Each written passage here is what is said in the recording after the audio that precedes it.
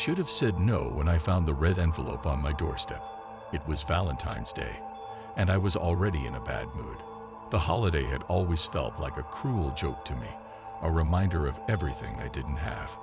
No flowers, no chocolates, no romantic dinner, just me, alone in my apartment, binge-watching old horror movies and pretending I didn't care. The envelope was sleek and crimson, with my name written in elegant gold script, to Emily. No return address, no stamp, just my name, staring back at me like a challenge. I hesitated for a moment, then picked it up. It felt heavy in my hands, the paper thick and expensive.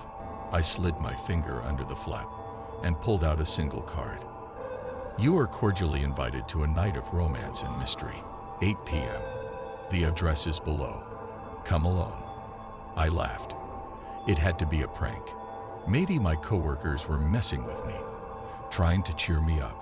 Or maybe it was some kind of marketing stunt. Either way, I wasn't going to fall for it. I tossed the card on the kitchen counter and went back to my movie. But as the day went on, I couldn't stop thinking about it. The card was so strange, so specific. What if it wasn't a joke? What if it was something more? By 7 p.m., curiosity got the better of me. I put on a nice dress, did my makeup, and grabbed my coat. If nothing else, it would be a story to tell. The address led me to an old Victorian house on the edge of town. It was the kind of place you'd see in a horror movie, towering and ominous, with Gothic architecture and a wraparound porch. The windows were dark, and the yard was overgrown. It didn't look like anyone had lived there in years. I hesitated at the gate, my heart pounding. This was a bad idea, a terrible idea. But before I could turn back, the front door creaked open. A man stepped out, silhouetted against the dim light from inside. He was tall and handsome, with sharp features and piercing blue eyes. He smiled at me, and for a moment, I forgot to be afraid. "Emily," he said, his voice smooth and warm. "I'm so glad you came." I blinked. "Do I know you?" "Not yet," he said, stepping aside to let me in. "But you will." The inside of the house was even more unsettling than the outside. The walls were lined with antique portraits, their eyes seeming to follow me as I walked. The air was thick with the scent of roses, but there was something else underneath, something metallic and sharp. I tried to ignore it, focusing on the man instead. "I'm Adrian," he said, leading me into a grand dining room. The table was set for two, with candles flickering in the center. "I hope you're hungry." I wasn't, but I sat down anyway. The food was already laid out: steak, potatoes, a bottle of red wine. It looked delicious, but I couldn't bring myself to eat. Something about the way Adrian watched me made my skin crawl. "So," I said, trying to sound casual, "what is this place?" "A sanctuary," he said, pouring me a glass of wine. "A place where people come to find love." I raised an eyebrow. "And you just invite strangers?" He smiled again, but it didn't reach his eyes. Only the ones who need it. The conversation was polite, but there was an undercurrent of something darker. Adrian asked me about my life, my job, my hobbies. He seemed genuinely interested, but his questions felt invasive, like he was probing for weaknesses. I tried to steer the conversation back to him, but he was evasive, deflecting every question with a charming smile. By the time dessert arrived, I was on edge. The house was too quiet, the air too heavy. I kept glancing at the door, wondering if I could make a run for it. But Adrian's gaze was locked on me, his expression unreadable. "Tell me, Emily," he said, leaning forward. "What do you want most in the world?" I hesitated. "I don't know. Happiness, I guess." He shook his head. "No. What do you really want?" I didn't know how to answer that. Before I could think of something to say, the lights flickered. Adrian's smile widened, and for the first time, I saw something dangerous in his eyes. "Let me show you," he said, standing up. "Follow me." I didn't want to, but I didn't have a choice. He led me down a long hallway. the walls lined with more portraits. The faces were different now, sad, frightened, desperate. I tried not to look at them, but I could feel their eyes on me, accusing me. At the end of the hallway was a door. Adrian opened it with a flourish, revealing a small, dimly lit room. In the center was a mirror, its frame ornate and gilded.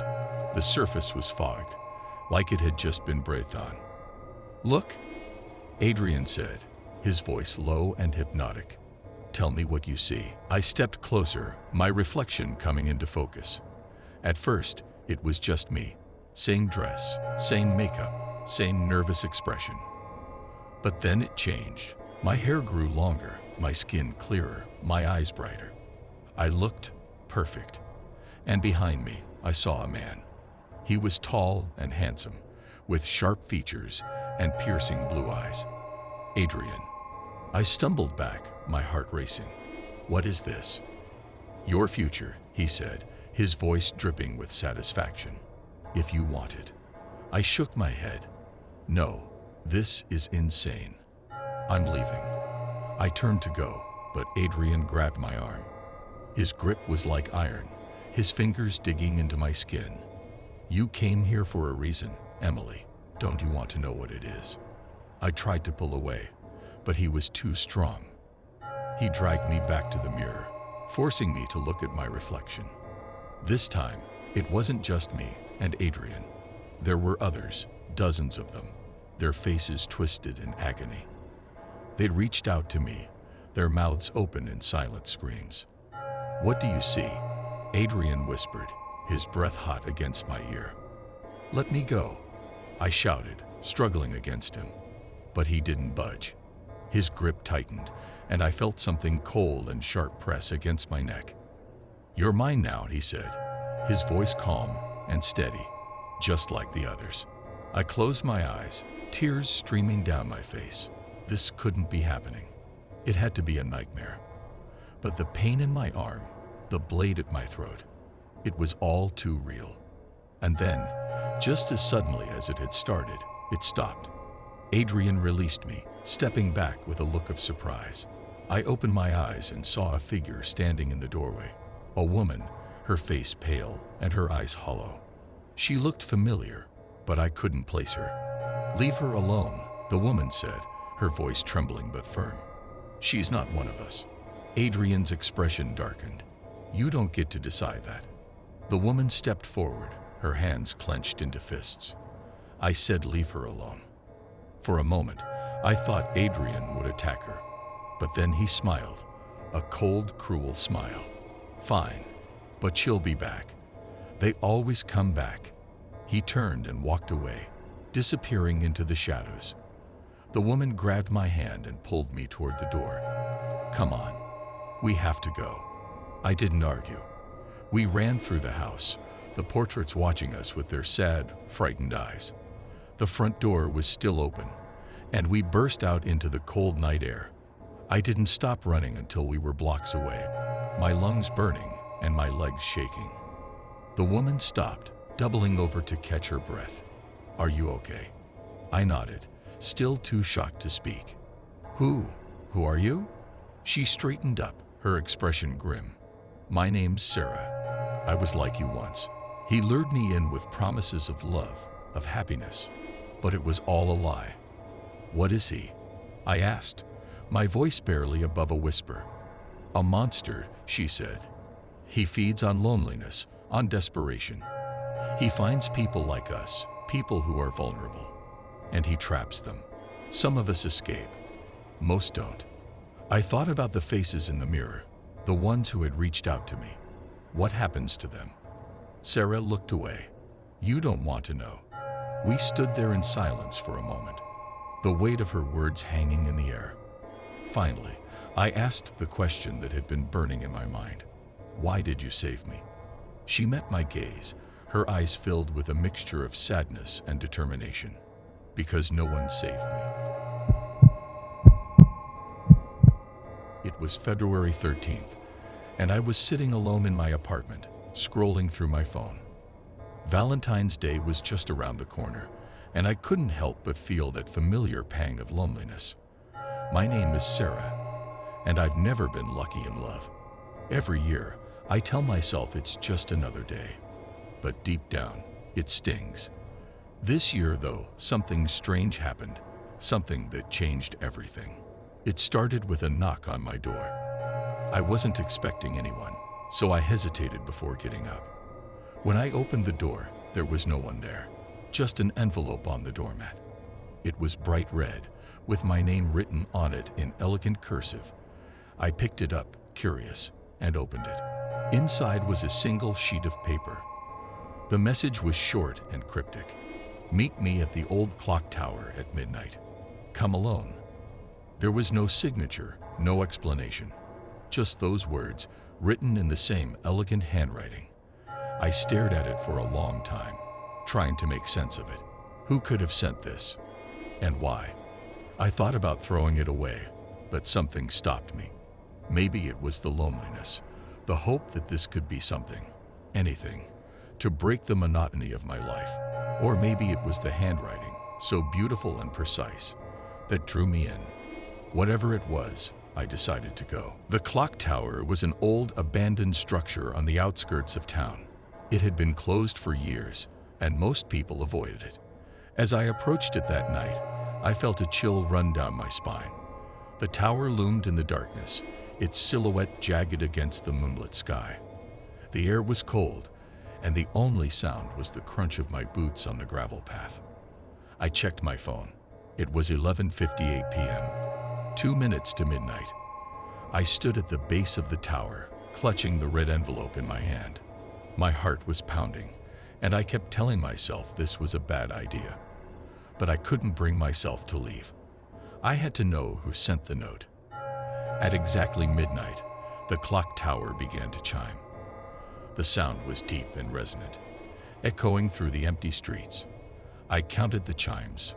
1, 2, 3, all the way to 12, and then silence. That's when I heard it. A soft, melodic voice singing from somewhere inside the tower. It was a haunting tune, one I didn't recognize. The voice was beautiful, but there was something off about it, something that made my skin crawl. "Hello," I called out, my voice trembling. "Is someone there?"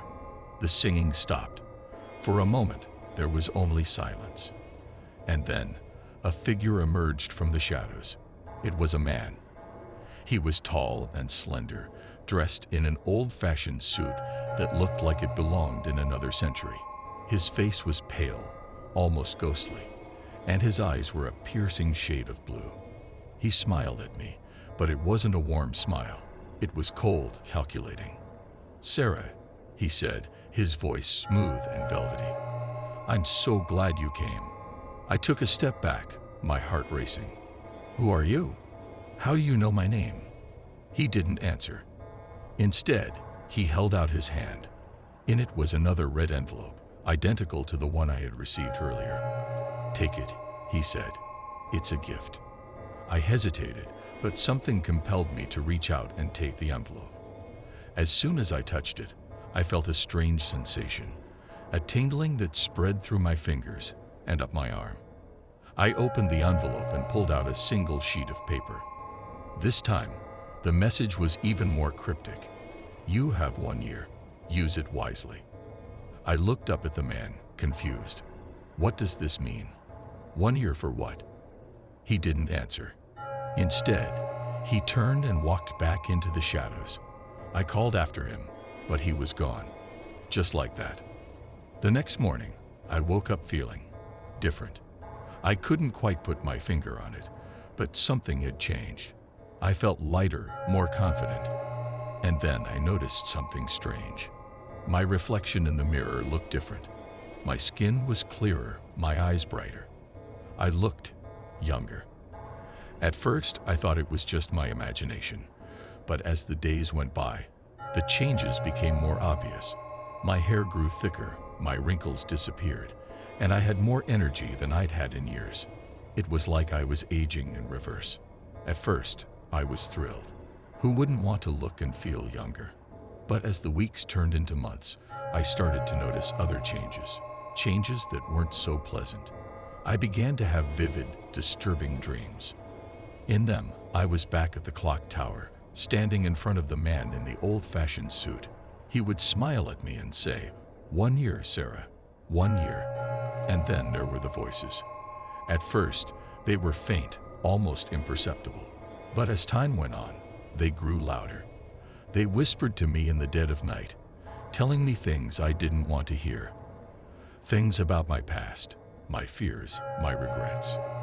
I tried to ignore them, but they wouldn't go away. They were always there, lurking in the back of my mind. By the time Valentine's Day rolled around again, I was a completely different person, both physically and mentally. I looked like I was in my early 20s, but I felt ancient. The voices had become unbearable, and the dreams were more frequent. I knew I had to go back to the clock tower. I had to find the man and make him tell me what was happening to me. I arrived at the tower just before midnight. The air was thick with tension, and I could feel the weight of the past year pressing down on me. As the clock began to chime, I stepped inside. A man was waiting for me, just as he had been a year ago. He smiled that same cold smile and held out another red envelope. "You've done well, Sarah," he said, "but your time is up." I stared at him, my heart pounding. "What do you mean? What's happening to me?" He tilted his head, his blue eyes glinting in the dim light. "You made a deal, Sarah. 1 year of youth in exchange for your soul." I felt a cold wave of dread wash over me. "What are you talking about? I never agreed to that." "You didn't have to," he said, his voice calm and measured. "You took the envelope. You accepted the gift. That was the agreement." I shook my head, tears streaming down my face. No, this can't be happening. Please, there has to be another way." He stepped closer, his gaze piercing. "There is no other way. Your time is up." And then, before I could say anything else, he reached out and touched my forehead. A searing pain shot through my body, and I felt myself being pulled into the darkness. When I woke up, I was back in my apartment. Everything looked the same, but I knew something was different. I could feel it in my bones. I went to the mirror and gasped. My reflection was gone. All I saw was an empty space where my face should have been. The voices were gone too, replaced by an eerie silence. But I knew they were still there, waiting. And I knew that, somewhere out there, the man in the old-fashioned suit was watching me. I had made a deal, and now I had to pay the price. It started as an ordinary February. The cold winter air made the hallways of Westwood High feel even lonelier than usual. I wasn't the type to get excited about Valentine's Day, but I knew others were. Girls giggled about secret admirers, while boys debated over last-minute gift ideas. I never really cared for all that. But that year, everything changed. It was February 7th when I first received the letter. I found it tucked inside my locker, a simple red envelope with my name written on the front in black ink. There was no sender's name. Inside, on a small white card, were just 3 words: "Be my Valentine." I laughed it off at first, probably some joke. Maybe Jamie, my best friend, playing around. At lunch, I showed her the letter. She smirked. "Ooh, someone's got a secret admirer." "Yeah, or it's just you messing with me." She raised an eyebrow. "I swear it's not me. Maybe someone actually likes you, Sophia." I rolled my eyes. "Doubt it." The next day, another letter appeared. This time, it was in my desk, folded neatly between the pages of my notebook. "I've been watching you." My stomach tightened. It didn't feel romantic anymore. By February 10th, the letters became more frequent. I'd find them in random places, inside my backpack, my locker, even under my chair in class. Each message was short, unsettling. "You're perfect. I love how you smile when you think no one's looking. I know where you live." That one made my blood run cold. I showed Jamie again. "This isn't funny anymore." She frowned, flipping through the notes. "This is creepy." We decided to ask around. but no one admitted to leaving the notes. That night, I locked my bedroom window, just in case. I started feeling it, the sensation of being watched. Whenever I walked through the halls, I could swear someone was following me. When I turned around, no one was there. During chemistry class, I caught a glimpse of something in the reflection of the glass cabinet. A figure standing just outside the classroom door. But when I turned, there was no one there. A small velvet box was waiting for me inside my locker. My hand shook as I picked it up. Slowly, I opened it. Inside was a silver locket. When I clicked it open, my breath caught in my throat. Inside was a picture of me, a candid shot. Me sitting in the cafeteria, laughing at something. I never took this picture. I slammed my locker shut, heart pounding. Whoever this was, they weren't just leaving notes. They were watching me. And they were close. I barely slept. Every sound made me jump. At exactly 3:00 a.m., my phone rang. Unknown number. I hesitated before answering. Hello. Silence. Then, a whisper. Do you like your gift? I hung up and threw my phone across the bed. Sleep never came. I told myself I wouldn't go to school, but something inside me needed answers. Janie was waiting for me at my locker. You look like hell. I sighed. Thanks. Another letter was inside my locker. I didn't even want to open it. Jamie grabbed it first and read it out loud. It's almost time. See you tonight. My stomach twisted.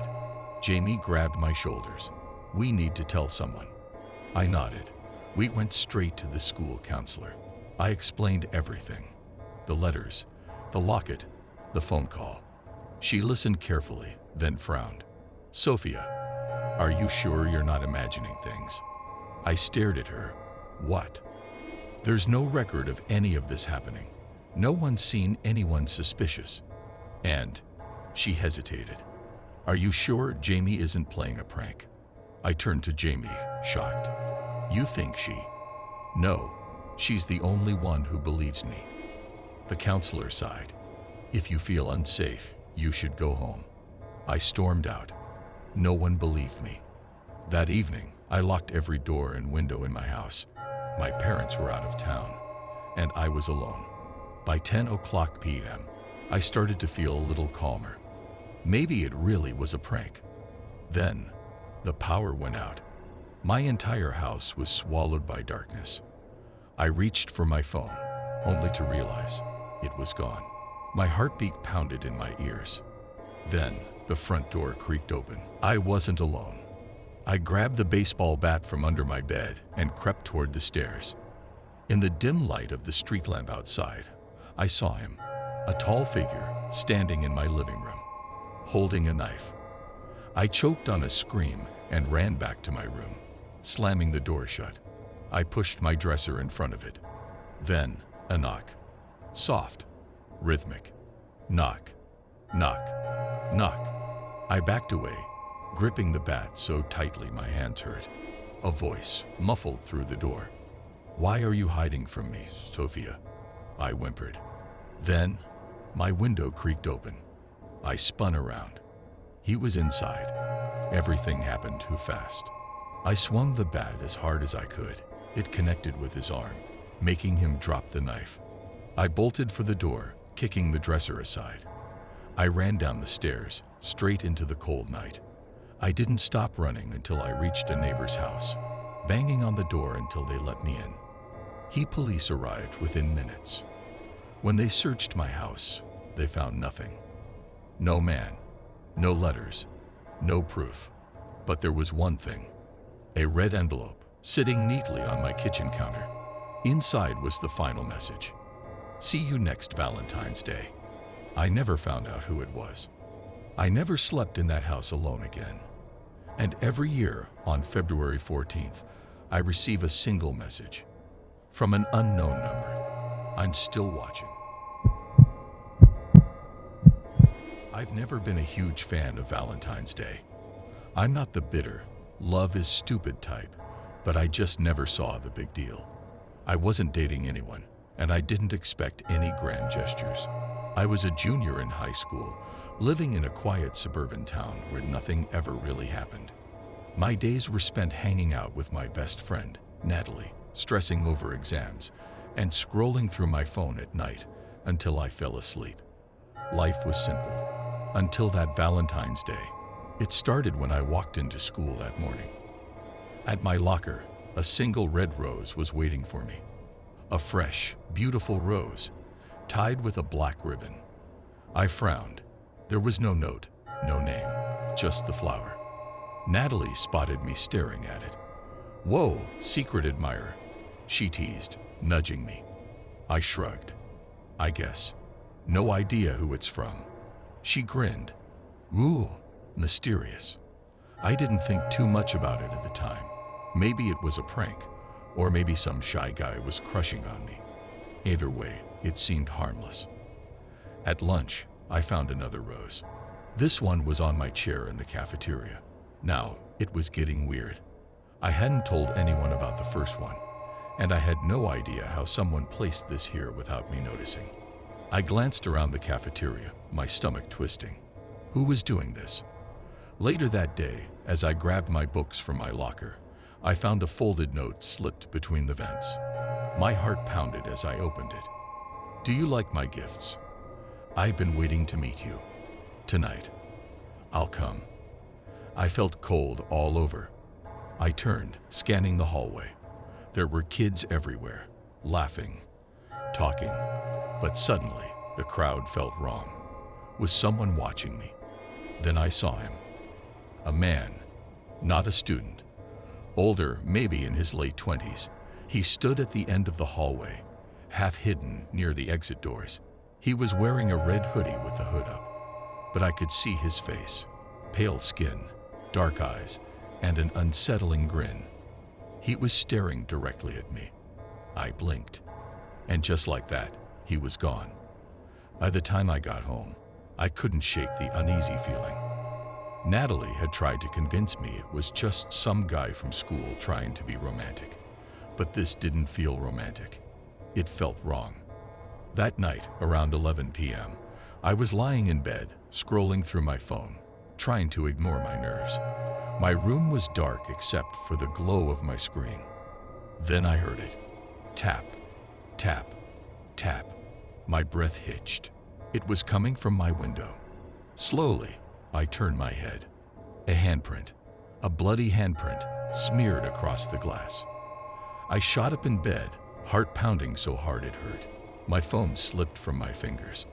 I forced myself to move, crawling toward the window with shaky hands. I peered out.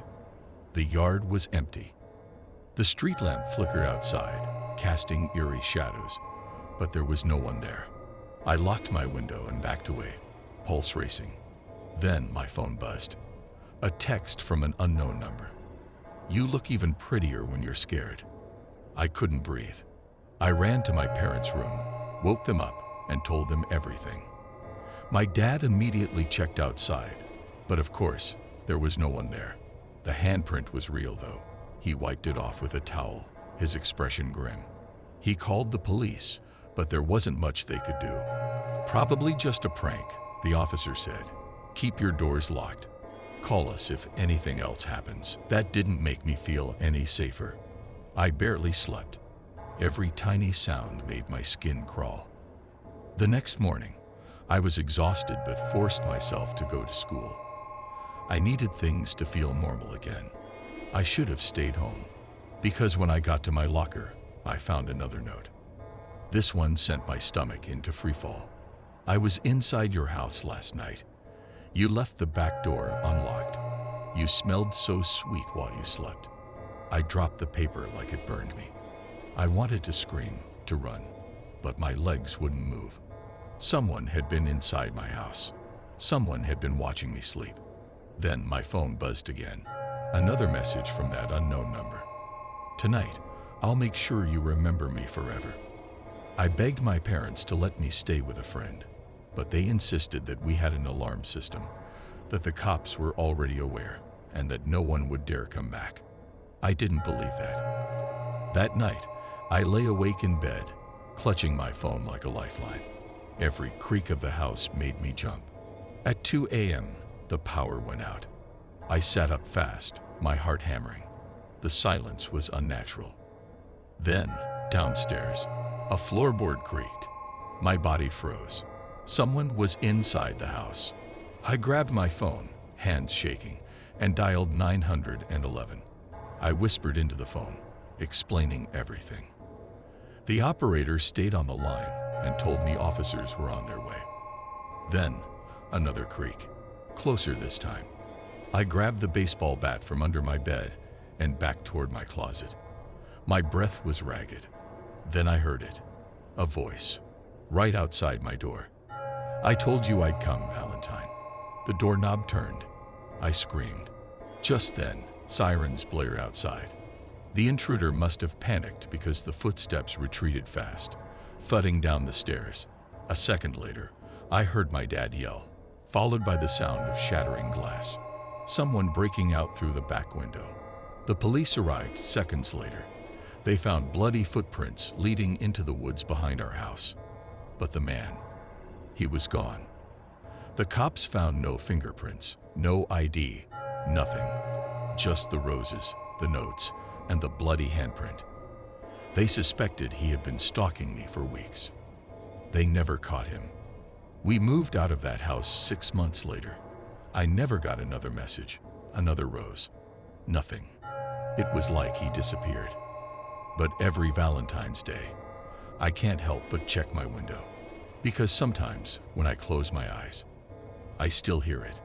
Tap, tap, tap, right outside my window. It was the week before Valentine's Day, and love was in the air. Couples were making dinner reservations, flower shops were selling out, and social media was filled with posts about romantic surprises. But for me, Valentine's Day had always been just another day. I wasn't bitter about love. I just hadn't found the right person yet. My best friend, Lauren, was determined to change that. "You need to put yourself out there, Emily," she said, nudging me as we sipped our coffee at our favorite cafe. "You're beautiful, smart, and you've been single for way too long." I rolled my eyes. "I'm fine, Lauren." She grinned mischievously. "Well, I did something. I made you a profile on Love Match." I groaned. "Lauren, no." She held up a hand. "Just hear me out. I used your best pictures, wrote a cute bio, and guess what? You already have messages." I sighed, but curiosity got the best of me. "Fine. Let me see." As I scrolled through the messages, one stood out. "Hi Emily, I'm Daniel. You have the most captivating smile. I'd love to take you out for Valentine's dinner. Let me know if you're interested." I clicked on his profile. He was handsome, well-dressed, and had a warm smile. His bio said he was a doctor, recently moved to town, looking for something real. Lauren nudged me. "He's perfect. You should go for it." I hesitated but typed back. "Hi Daniel, that sounds nice. Where were you thinking?" He responded almost immediately. "I have a private dinner planned at this amazing little restaurant outside of town. It's cozy, quiet, and perfect for a first date. I promise it'll be special." Private dinner. Remote location. My instincts screamed red flag. But then again, it was Valentine's Day. Maybe he just wanted something intimate. Lauren noticed my hesitation. "Take my number, share your location, and check in with me every hour." I smiled. Deal. The restaurant was deeper in the woods than I expected. My GPS lost signal 5 miles back, and the last turn had been onto a narrow dirt road. As I drove, my headlights barely cut through the thick fog. A wooden sign appeared in my headlights. The Red Lantern, fine dining. The building was an old Victorian house with soft, glowing lanterns hanging outside. It was beautiful in a haunting way. I parked my car and checked my phone. No signal. I took a deep breath. "Relax, Emily. It's just dinner." I walked up the steps and knocked. Within seconds, The door swung open. Daniel stood there, smiling warmly, dressed in a tailored black suit. "Emily, you made it," he said, his voice smooth and charming. I stepped inside. The dining room was elegant, candlelight, a table set for two, and a single red rose on my plate. "This place is beautiful," I said, looking around. He chuckled. "It's a hidden gem. Not many people know about it." As we sat down, he poured me a glass of wine. "To new beginnings," he toasted. I smiled and took a sip. The conversation flowed easily. He was charming, intelligent, funny, but something felt off. Red flags. I never saw any staff. No waiters, no host, no one else in the restaurant. I never saw a menu. The food arrived already plated. The windows were locked shut. Still, I kept my cool. "So, how did you find this place?" I asked. His smile lingered too long. "I like private places, less distractions." I forced a chuckle. "You weren't lying about privacy."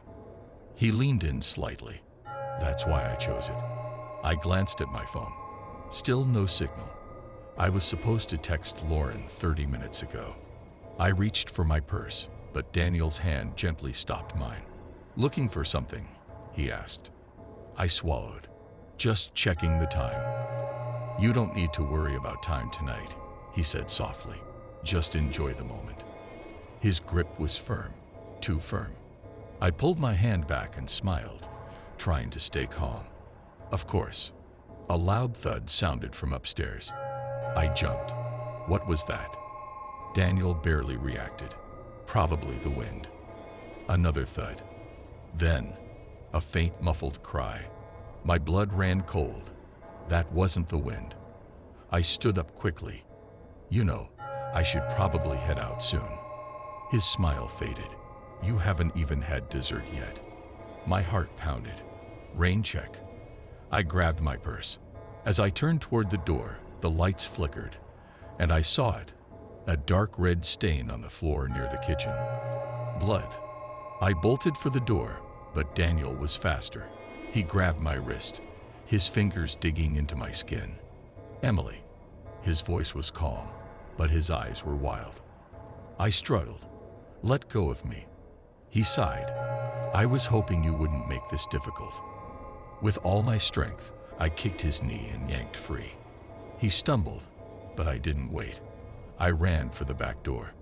Locked. My heart pounded as I sprinted upstairs, hoping to find an open window. What I found was far worse. A room filled with roses, hundreds of them, and on the far end of the room, a metal table with restraints. Next to it, a pile of photographs. Pictures of me, taken for weeks. At my cafe, my apartment, my gym. I gagged. He had been watching me this whole time. A floorboard creaked behind me. I turned just in time to see Daniel charging toward me with a knife.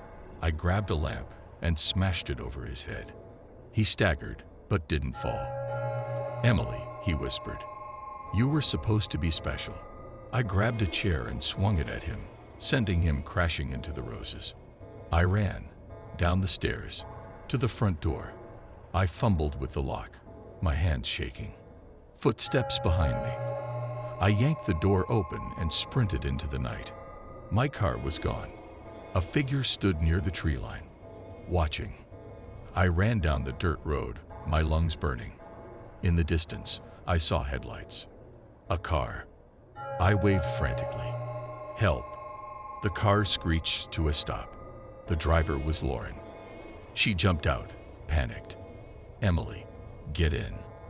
I barely made it into the car before she floored it. As we sped away, I looked back. Daniel stood in the road, watching us. His face was expressionless, but in his hand, he held a red rose. The police searched the restaurant, but Daniel was gone. Inside, they found photos of other women who had gone missing over the years. They never found him. But every year, on Valentine's Day, I receive a single red rose on my doorstep. No note, no sender, just a reminder. He's still out there, and he never forgets.